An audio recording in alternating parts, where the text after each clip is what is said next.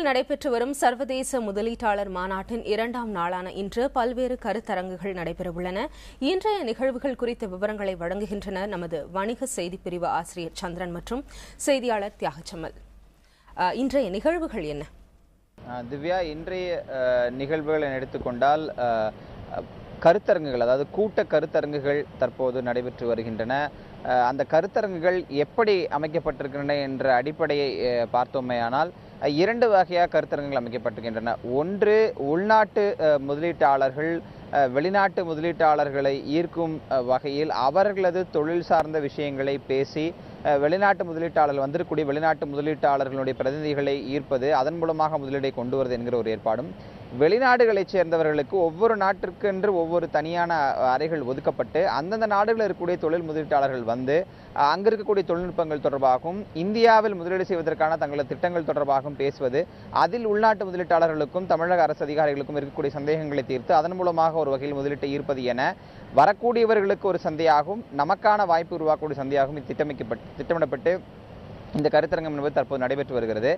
இதில் அந்தந்த துறை சார்ந்த அமைச்சர்கள், குறிப்பாக விவசாயம் என்றால் அந்த துறை சார்ந்த அமைச்சரான வைத்திலிங்கம் பங்கேற்று அவர் அதிகாரிகளோடு சேர்ந்து பங்கேற்று முதலீட்டாளர்களின் சந்தேகங்களுக்கு பதிலளித்து வருகிறார். ஒவ்வொரு துறை சார்ந்த அமைச்சர்களும் அந்த அதிகாரிகளோடு சந்தித்து முதலீட்டு வாய்ப்புகள் குறித்து பேசி வருகிறார்கள். நானும் நமது செய்தியாசிரியர் வணிக பிரிவு செய்தியாசிரியர் சந்திரன் அவர்களும் தொடர்ச்சியாக இந்த மாநாட்டு அரங்குகளுக்குள் சென்று செய்தி சேகரிக்கும் பணியில் ஈடுபட்டிருக்கிறார். அவரிடம் சில கருத்துக்கள் பகிர்ந்து கொண்டு பேச நினைக்கிறேன்.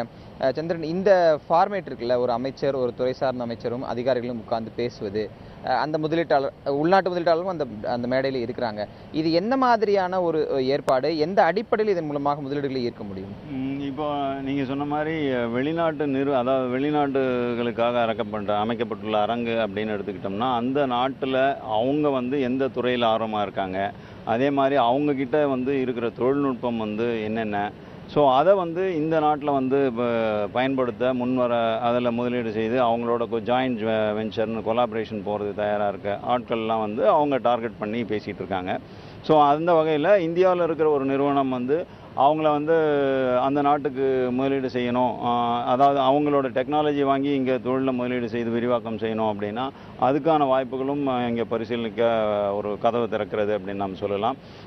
அதே மாதிரி இந்தியாவில் இருக்கிற நிறுவனங்கள், அதாவது இப்போ இந்த துறை சார்ந்த விஷயங்கள் சொன்னீங்க இல்லையா, அந்த துறை சார்ந்த அரங்குகள் அப்படின்னு பார்க்கும்போது அதில் இந்தியாவில் இப்போ தமிழகத்தில் குறிப்பாக என்னென்ன வாய்ப்புகள் இருக்குது, அரசு என்னென்ன மாதிரியான இந்த துறைக்கு வசதிகள் செஞ்சு கொடுக்குறாங்க, இந்த மாதிரியான விஷயங்களை முன்வைக்கிறாங்க.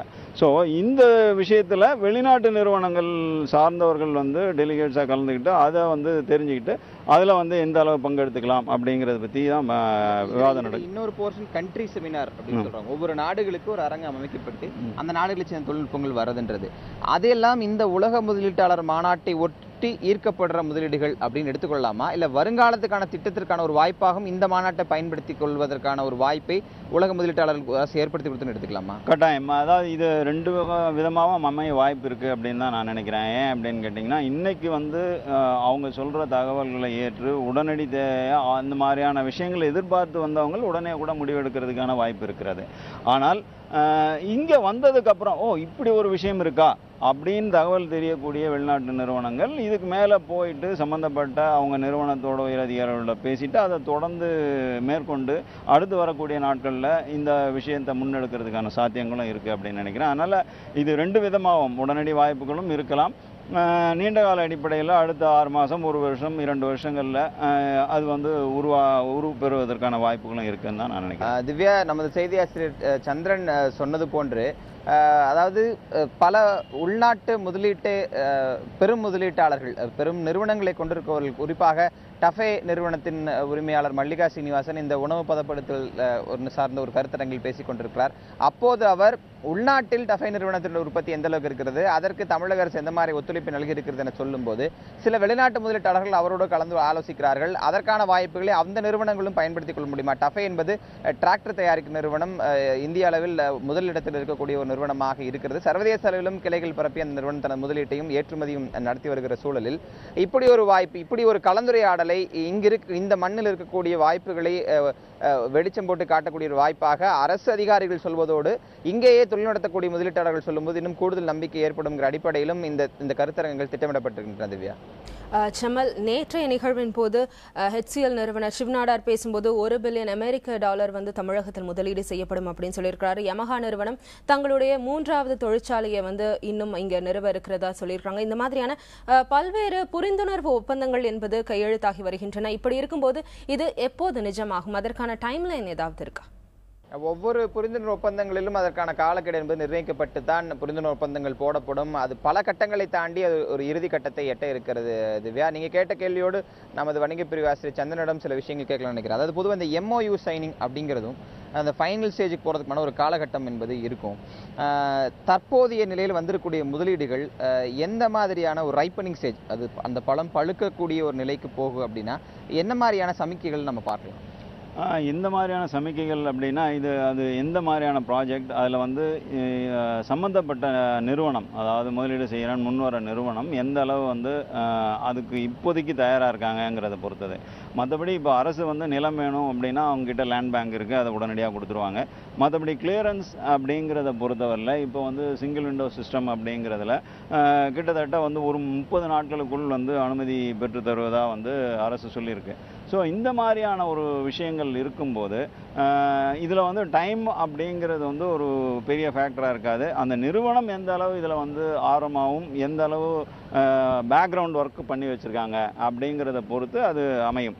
சில நேரங்களில் இந்த மாதிரியான விஷயங்கள் கட்டுமானம், அதாவது முடிவெடுத்ததும் அக்ரிமெண்டெல்லாம் சைன் பண்ணி நிலம் அலாகேட் பண்ணதுக்கப்புறம் அவங்களுக்கு ஃபேக்ட்ரி கட்டுறதுக்கான விஷயங்கள், அப்புறம் அதுக்கு தேவையான பிளான்ட் அண்ட் மிஷினரின்னு இயந்திரங்கள் கொண்டு வரதுக்கு இந்த மாதிரியான விஷயங்கள் கொஞ்சம் தாமதமாகலாம். அதுக்கு ஏற்கனவே திட்டமிட்டிருக்க முடியாது. அதனால் இதுக்கு மேலே தான் அதெல்லாம் திட்டமிடுறதுனால அதுக்கான கால அளவுகள் கொஞ்சம் முன்ன பின்ன வர்றதுக்கான வாய்ப்பு இருக்குது. தொழில் சார்ந்த வாய்ப்புகளோட தான் கால அளவு இருக்குது. இப்போ 2 விஷயம் இதில் பார்க்கலாம். ஒன்று, நேற்றைக்கு முதலமைச்சருடைய துவக்க உரை, இன்றைக்கு முதலமைச்சர் நிறைவு உரை. இவ்வளவு 1 லட்சத்தை என்கிற இலக்கை தாண்டி விட்டோம் அப்படின்னு முதலமைச்சர் நேற்றைக்கு சொல்லியிருக்காங்க. இன்றைக்கு அந்த ஃபைனல் பிரேக்கப் வருவதற்கான வாய்ப்புகள் இருக்கின்றன. இதற்கு முன்பு தமிழகத்தில் இது முதல் முறையாக இருந்தாலும் பல மாநிலங்களில் இது போன்ற முதலீட்டாளர் மாநாடுகள் நடந்திருக்கு. அந்த பிரசிடென்ட்டை வைத்து பார்க்கும்போது இன்று முதலமைச்சர் உரையில் என்ன மாதிரியான விஷயங்கள் நாம் எதிர்பார்க்கலாம்? இன்னைக்கு எதிர்பார்க்கலாம் அப்படின்றது நான் நினைக்கிறது ஒட்டுமொத்தமாக இந்த மாநாட்டு ஏற்பாடு விஷயங்களில் எவ்வளோ MOU சைன் ஆகிருக்கு, அதில் எந்தெந்த நிறுவனங்கள்ன்றது மிகப்பெரிய நிறுவனங்கள், அதாவது மிகப்பெரிய முதலீடு இருக்க நிறுவனங்கள் பெயரை அறிவிக்க வாய்ப்பு இருக்குன்னு நான் நினைக்கிறேன். ஆனால் அது உறுதியாக நம்ம எதிர்பார்க்க முடியாது. ஆனால் வாய்ப்புகள் நிறையவே தெரிய வருது. அதை தாண்டி நம்பர் ஆஃப் MOU எத்தனை பண்ணியிருக்காங்க அப்படிங்கிற தகவல் கட்டாயம் தெரிய வரும். அதே மாதிரி அதனோட டோட்டல் அக்ரிகேட் வேல்யூ, மொத்தமாக இத்தனை லட்சம் கோடிகள் முதலீடு வந்திருக்கு அப்படிங்கிற மாதிரியான அறிவிப்புகள் முதல்வரோட இறுதி உரையில் இருக்கும் அப்படிங்கிறது தான் இப்போ பரவலான எதிர்பார்ப்பு. திவ்யா, சந்திரன் சொன்னது போன்று முதல்வர் அவர்களின் இறுதி உரையில் 1,25,000 கோடி ரூபாய் அளவிற்கு முதலீடுகள் ஈர்க்கப்பட்டிருப்பதாக அறிவிக்கப்பட்டதற்கான வாய்ப்புகள் இருப்பதாக தொழில்துறை அதிகாரிகள் தெரிவிக்கின்றார்கள். ஆனால் அது அதிகாரப்பூர்வமான அறிவிப்பெல்லாம் நாம் பேசும்போது நமக்கு கிடைத்திருக்கக்கூடிய தகவல். அதை தாண்டி கூட அறிவிப்புகள் இருக்கலாம் என்று வெளியிடப்படுகிறது. சந்திரன் சொன்னது போன்று சில முக்கியமான துறைகள், ஒரு 5,000 கோடி அல்லது 10,000 கோடி ஒரே இடத்தில் முதலீடு செய்யக்கூடிய தொழில் நிறுவனங்கள் குறித்த அறிவிப்புகளும், அது போன்ற தொழில் நிறுவனங்கள் மற்றும் அந்த துறை சார்ந்த அதிகாரிகள் இடையிலான அந்த MOU புரிந்துணர்வு ஒப்பந்த கையெழுத்து என்பதற்கான வாய்ப்புகள் இன்று முதலமைச்சர் முன்னில் நடக்கலாம் என எதிர்பார்க்கப்படுகிறது. இன்று மாலை சற்று 9:30 மணிக்கு தொடங்கிய இந்த கருத்தரங்கம் என்பது இன்று மாலை 4 மணி வரை நடைபெற இருக்கிறது. 4 மணிக்கு பிறகு நிறைவு விழா என்பது திட்டமிடப்பட்டு 6 மணி வரை, 4 மணி முதல் 6 மணி வரை நிறைவு விழா நடைபெறும் என்று அறிவிக்கப்பட்டிருக்கிறது. அந்த நேரத்தில் இறுதியான அதிகாரப்பூர்வமான அறிவிப்பு வெளியாகும் என்று எதிர்பார்க்கலாம். திவ்யா.